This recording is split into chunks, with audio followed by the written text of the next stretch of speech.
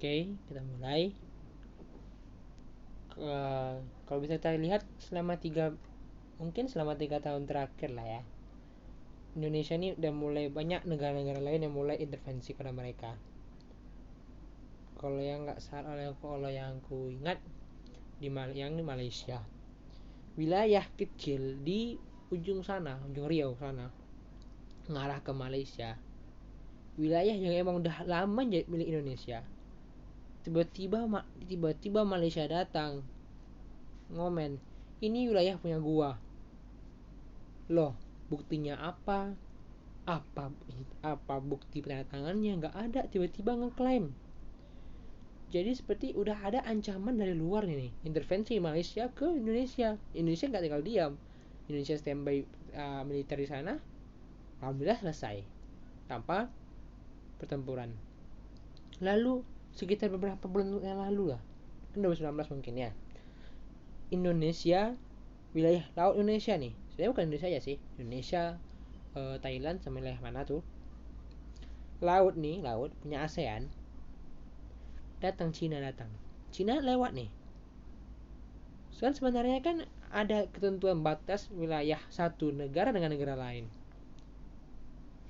Indonesia dengan politik yang kita nih, nggak langsung nyerang, hanya ingin ya nanya, dialog, diskusi, ini kenapa kamu datang ke wilayah saya. Apa dia bilang, ini wilayah saya. Diklaim lagi wilayah kita. Ntar tuh pulau, ntar tuh dari laut, ntar pulau, ntar pulau. Kenapa? Laut tuh kan banyak tuh sumber daya alam kita. Kita kaya dengan di kanan laut kita. Diambil sedikit demi sedikit kan terhabis. Nah, baru-baru ini lagi, wilayah paling pelosok di Pasifik sana, wilayah Melanesia, Vanuatu, tiba-tiba kayak seperti ikut serta, tiba-tiba seperti bukan mengomentari, ingin mengintervensi Indonesia dengan mengatakan ini Indonesia, wilayah Papua Nugini, Papua. Papua ini banyak ingin masuk ke wilayah saya, dikarenakan bla bla bla bla. Indonesia mengomentari, Anda tak perlu ngurus wilayah saya, Anda tak perlu ngurus ke wilayah kami, ini regional kami, gak usah ikut campur. Silahkan Anda urus negara Anda sendiri. Ini seperti ada intervensi, seperti ini udah jadi bukti bahwasanya negara wilayah kita ini keamanan udah mulai terancam.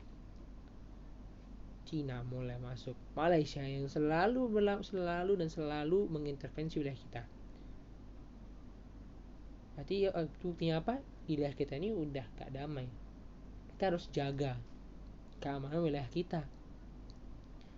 Ini dari luar, dari dalam, teroris.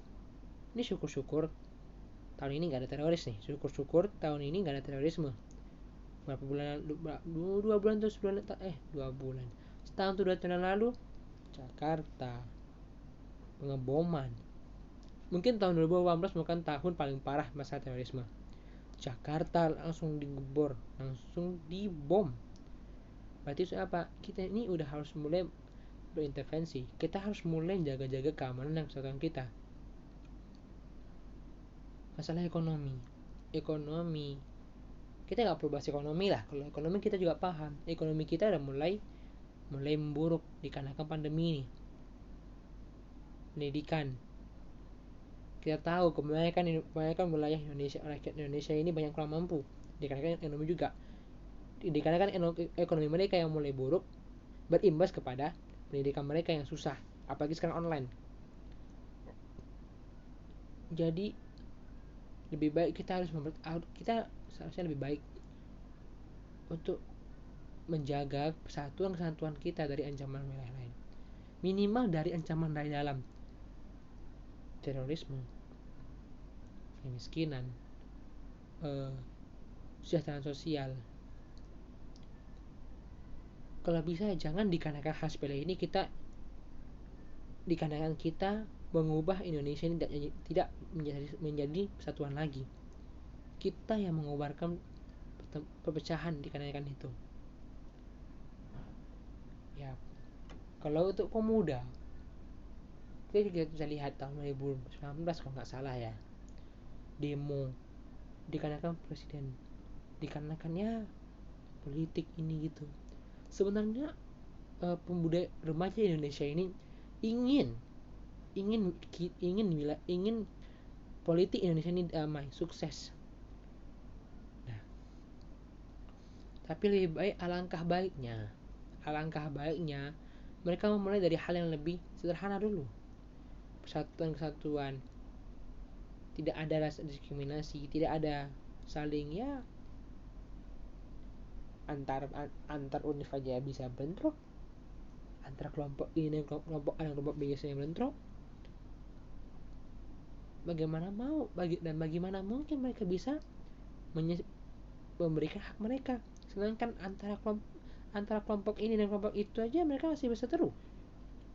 Itu kan juga akan mengganggu stabilitas keamanan negara, akan mengganggu persatuan dan kesatuan bangsa.